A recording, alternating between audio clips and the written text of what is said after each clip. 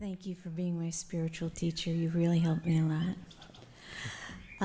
You say in The Power of Now that you are here to enable the divine purpose of the universe to unfold. Could you please explain what the divine purpose of the universe is?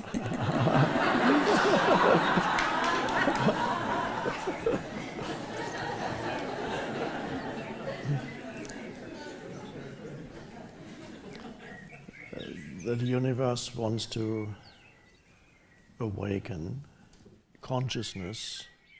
Coming into this dimension is the divine purpose, but the divine purpose is twofold. One is the universe delights in creation. It delights in creativity. It delights in creating new forms. How do I know that? Well, just look around on the planet here, the millions of life forms in the sea, on land, in the air. The universe delights in creating this multiplicity of forms, and it delights in experiencing itself through all those forms, because you are not a separate entity. It's not the case, as sometimes the egoic self believes, here's me and there's the rest of the world or the universe. Or the ego thinks that it is in the universe. It somehow suddenly appeared, fallen into this universe, and then, where am I? I'm in this universe. You're not in the universe. You are the universe, the one life expressing itself through countless life forms. And there's a growing complexity in life forms. And with every experience, the universe is experiencing itself, as your life is extremely differentiated in human beings. The way in which life or the universe or the one consciousness experiences itself in this dreamlike world is extremely differentiated. So it is amazing that every human being is different. Of those billions of humans on the planet, every human not only looks different, you could recognize, if you know one person out of these billions, I can't remember how many billions are on the planet now, you could recognize this person out of billions of other human beings just by looking at their face. This is how differentiated it is on the surface level already. And then every life experience, of course there are many similarities, but there's a uniqueness to every life experience. Every life experience is a world that arises and subsides.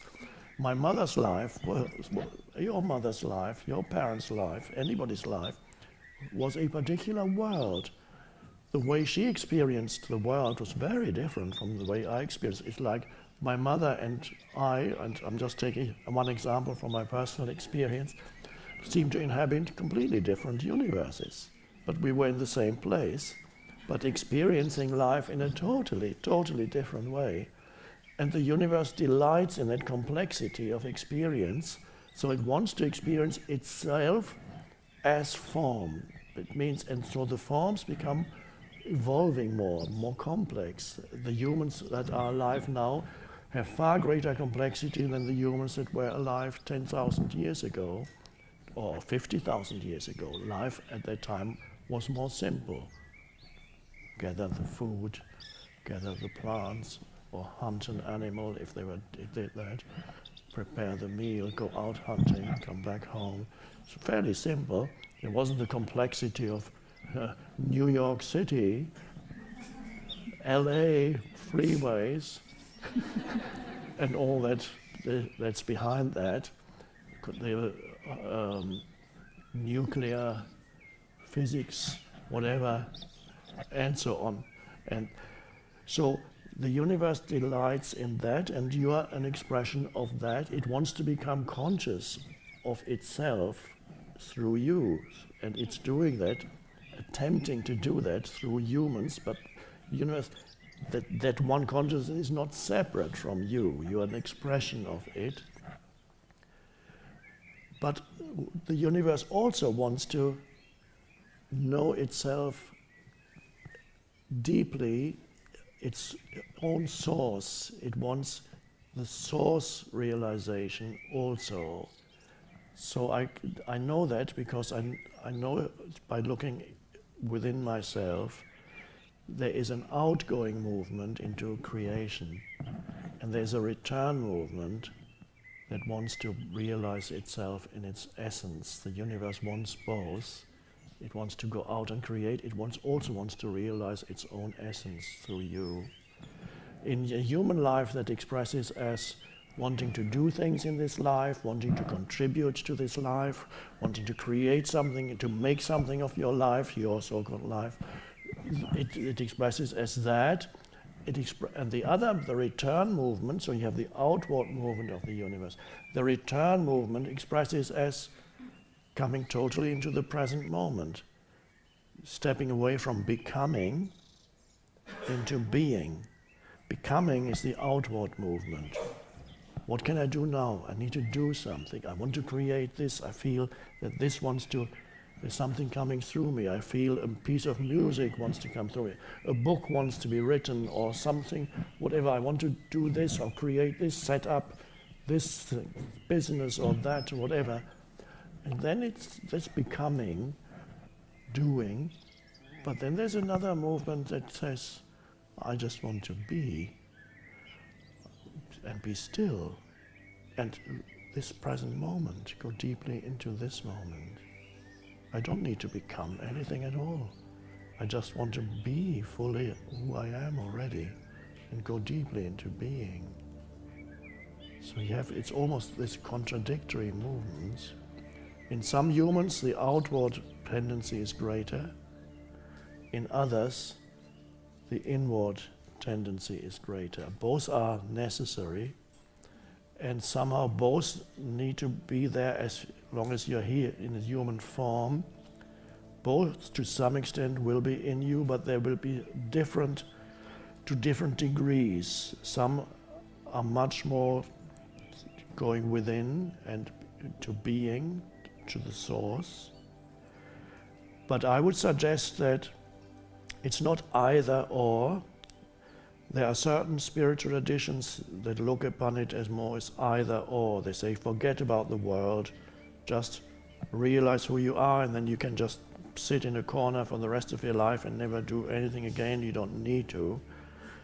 That's one way, but for us, it's finding a certain balance, which doesn't mean it needs to be totally in balance. There are very few humans who are totally balanced between the outward movement of creating and the inward movement of connecting with your inner being and the source of all life. You need to have both, so that the universe can create through you without losing itself in its creations.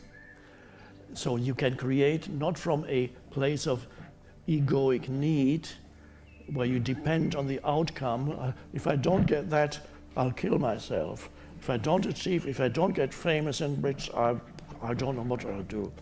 Not that, but a playful participation in the world of form and contributing to it, to the world of form, without losing itself in the creation and in the doing. If you become stressed, means you're losing yourself in the doing. This is more important. Then you completely forget. You become uprooted. You're no longer connected to the spaciousness, the unconditioned, the one within. So to be and do at the same time. But some humans, yes, are much more drawn to being. I call them frequency holders. They hold the frequency of being on the planet. They're not interested in creating huge things out there. They're interested in doing perhaps little things.